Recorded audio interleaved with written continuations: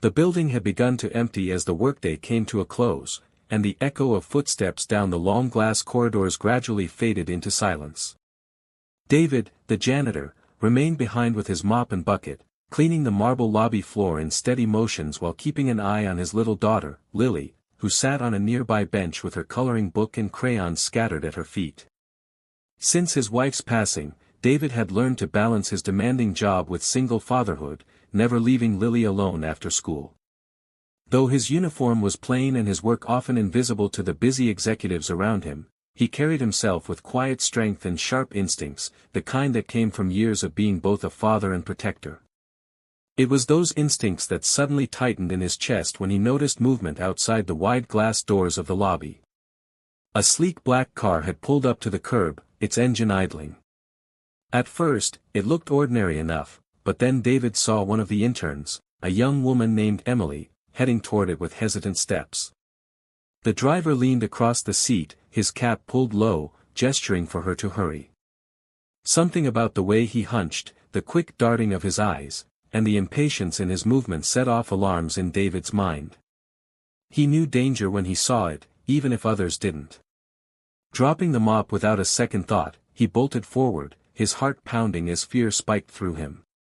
His voice, usually quiet and polite, roared through the lobby in a way that startled even himself, "Don't get in the car." The words echoed against the tall ceilings, freezing Emily mid-step as her hand reached for the door handle.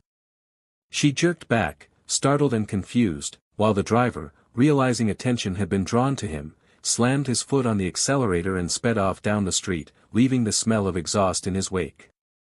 Emily turned, pale and trembling, staring at David as if unsure what had just happened. In that tense silence, another sound cut through, the steady click of shoes descending the stairs. Everyone in the lobby turned, and standing there, having witnessed the final seconds of the scene, was none other than Mr. Harrison, the CEO of the entire company. Mr. Harrison's sharp eyes scanned the lobby, his presence immediately commanding attention as silence fell over the space. He was not a man easily rattled, but the tension in the air told him something serious had just unfolded.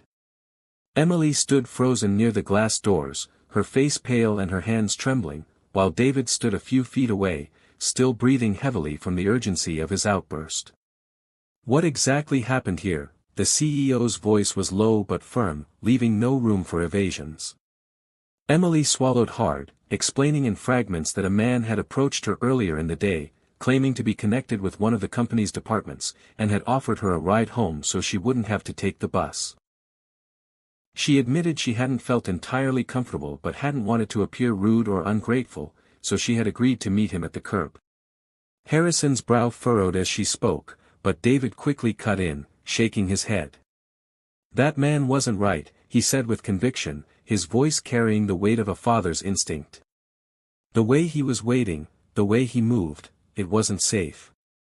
She would have been in danger."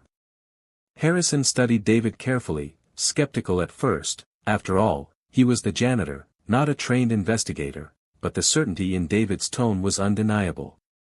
Emily, still shaken, nodded slowly and confessed that deep down she had felt something was off but hadn't known how to refuse. The CEO immediately called for building security, ordering them to pull footage from the lobby and exterior cameras. Minutes later, they confirmed David's suspicions. The car's license plates were covered, the driver's face obscured by a cap, and his actions deliberate. This was no innocent offer of a ride, it had been an attempted abduction. Emily's knees buckled as tears streamed down her face, realization sinking in that she had narrowly avoided disaster. Harrison placed a reassuring hand on her shoulder before turning his gaze back to David, his expression unreadable. In that moment, he saw not just a janitor but a man whose instinct and courage had prevented a tragedy. A ripple of respect passed through the few employees still present, their eyes flicking toward David with something new, gratitude. Harrison said nothing more then, but the way he regarded David carried a weight that hinted this incident was only the beginning of something far larger than anyone in that lobby could imagine. By the next morning, the entire building was buzzing with whispers about the janitor who had saved an intern from being lured into a stranger's car, and the fact that the CEO himself had witnessed it only added to the gravity of the story. David, however, tried to keep his head down, sweeping the hallways as usual, though he could feel the stares that followed him now, some curious, some respectful, others confused. He hadn't acted for attention, he had acted because something deep inside told him the young woman had been in danger, the same way he would protect his own daughter. That afternoon, to his surprise, a security officer approached him and said, "Mr. Harrison wants to see you, in his office." David's heart sank as he walked toward the top floor, a place he had never imagined stepping foot in. Inside the sleek office, the CEO stood by the window, his hands folded behind his back, before turning to face him with a look of quiet intensity. "You saw something yesterday that the rest of us didn't," Harrison began. "That wasn't luck, it was instinct." He invited David to sit, though the janitor felt out of place among the polished furniture and towering shelves. With gentle persistence, Harrison asked about his background, and David finally admitted what he rarely spoke of. Before taking the janitorial job, he had worked in security for a private firm, trained to spot threats and read body language. But after his wife's sudden passing, he had left the demanding field to take a more stable job that would let him care for his little girl. "I needed work that allowed me to be present for her," he explained quietly, "so I took this job, even if it meant scrubbing floors." Harrison listened in silence, his sharp expression softening as he absorbed the weight of the story. Then, to David's utter shock, he said, "You don't belong behind a mop. You belong where your instincts can protect people." He revealed that the company had been dealing with suspicious activity from competitors and feared that employees might be targeted. The attempted abduction had confirmed those fears.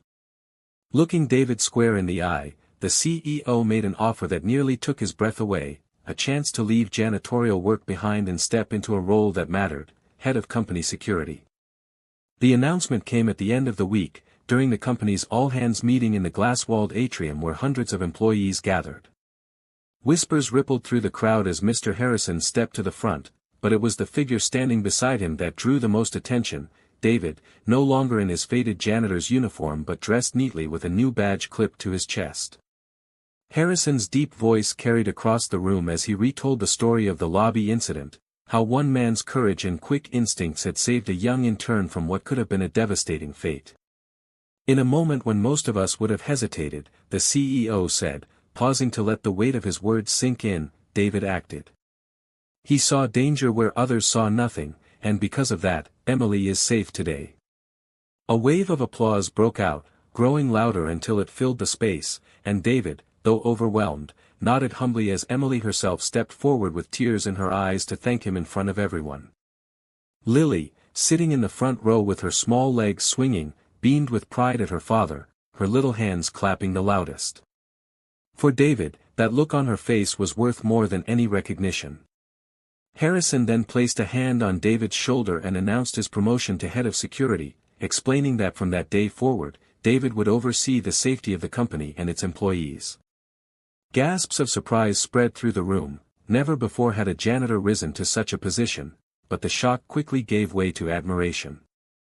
As the meeting concluded, David looked around at the faces of people who once passed him by without a second glance, and now they looked at him with respect. He knew his life was changing, not just with a new title but with a renewed sense of purpose. For so long he had carried the weight of invisibility, working quietly in the background, but now his courage had brought him into the light. When Lily ran up to hug him tightly, whispering, "I'm so proud of you, Daddy," David realized this was more than a new job, it was a new beginning for both of them, born out of one desperate shout that had changed everything, "Don't get in the car."